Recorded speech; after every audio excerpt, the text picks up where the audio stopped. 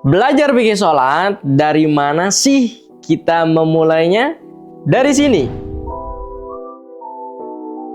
Saya Opa Mustafa, mari kita belajar bareng ngaji fikih praktis. Nah, sekarang kita akan bahas tentang sholat. Benar caranya, berkah ibadahnya. Sahabat fikih rahimakumullah. Kenapa kita memulai kajian fikih kali ini dengan sholat? Karena sahabat fikih, sholat merupakan ibadah paling tinggi, ibadah paling fundamental. Dan di akhirat nanti, di yaumil hisab, Allah akan bertanya kepada kita. Yang pertama kali ditanyakan oleh Allah adalah sholatnya bagaimana. Dan juga as-sholatu imaduddin. Sholat itu adalah tihangnya agama. Kalau rumah tidak ada tihang, tentu ambruk, apalagi iman dan juga agama. Kalau tidak ada sholat, maka bisa saja ambruk atau kurang kualitas dalam beragamanya. Maka ibadah sholat adalah ibadah paling tinggi dan fundamental. Ada juga yang menganalogikan bahwa ibadah sholat atau melaksanakan sholat merupakan ibadah yang dianalogikan dengan angka 1. Sedangkan ibadah-ibadah yang lainnya merupakan analoginya angka 0. Jadi, angka 0 berapapun banyaknya nilainya pasti 0. Kecuali ada angka 1 di depannya.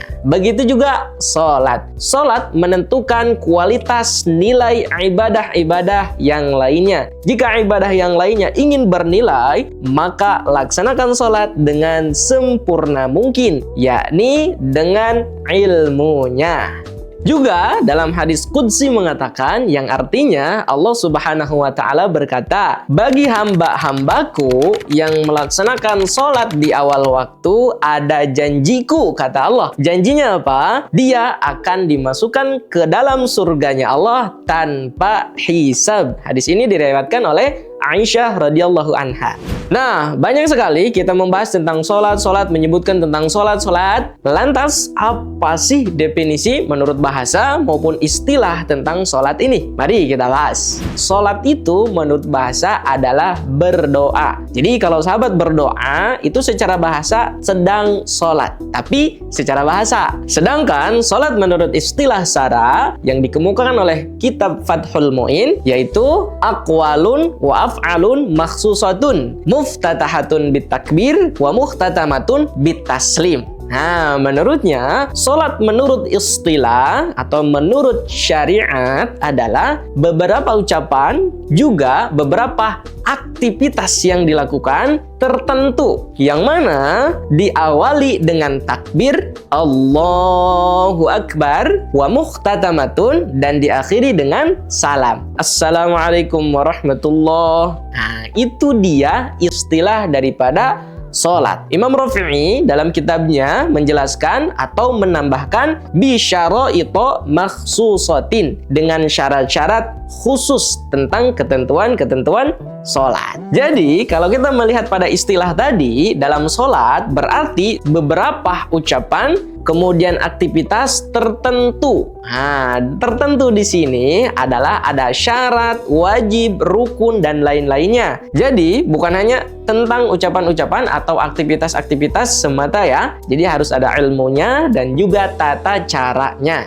Syarat-syarat di sini di dalam sholat itu banyak sekali. Ada yang disebut dengan syarat wajib sholat, ada yang disebut dengan syarat sah sholat, ada juga rukun-rukunnya, yang mana rukun ini para ulama membagi menjadi 3. Ada rukun qalbi, ada rukun fi'li, dan juga ada rukun qauli. Juga dalam sholat ada sunnah-sunnahnya. Sunnahnya dibagi menjadi 2. Ada sunnah ab'ad, ada sunnah hayat. Sunnah ab'ad ketentuannya juga beda dengan sunnah hayat. Ini dia yang akan kita bahas, dan juga pembatalan sholat, kemudian adab-adaban dalam sholat, kemudian cara khusyuk, dan lain-lainnya. Hanya di channel ini kita ngaji bareng, belajar fikih sholat praktis.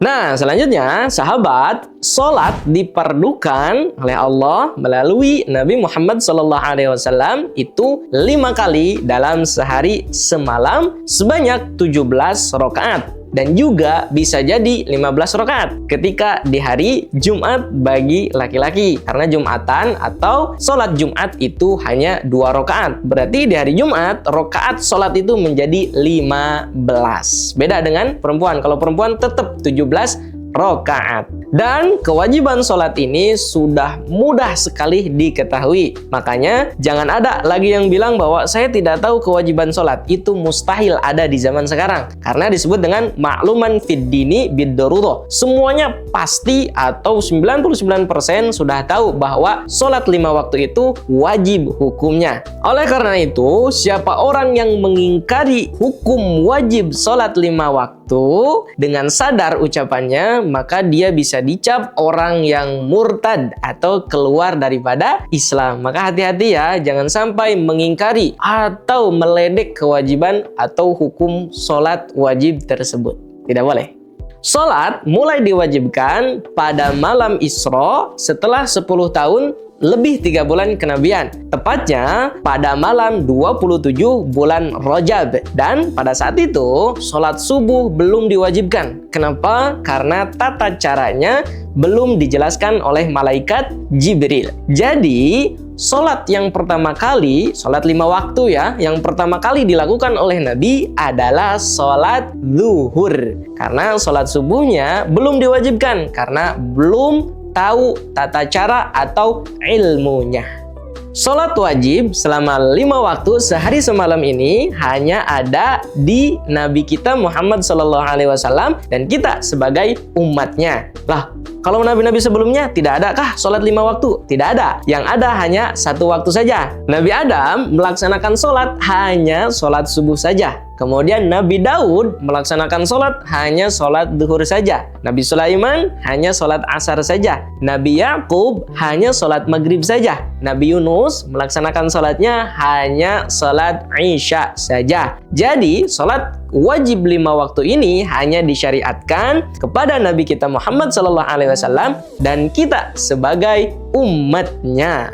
Itulah dia kenapa kita harus belajar ngaji tentang sholat. Nah, kewajibannya ada, kepentingannya ada, sejarah sholatnya juga sudah kita paparkan. Dan juga nanti kita akan bahas selanjutnya tentang syarat wajib, syarat sah, kemudian rukun, dan lain sebagainya. Bagi sahabat Wiki, jangan lupa subscribe channel YouTube ini dan jangan lupa nyalakan loncengnya agar konten selanjutnya bisa ada notifikasi ke handphone sahabat Wiki semuanya, karena pembahasannya akan terus berlanjut. Semoga bermanfaat, siapapun bisa ngaji fikih dengan mudah. Mari kita belajar bersama. Benar caranya, berkah ibadahnya. Ditunggu konten-konten selanjutnya.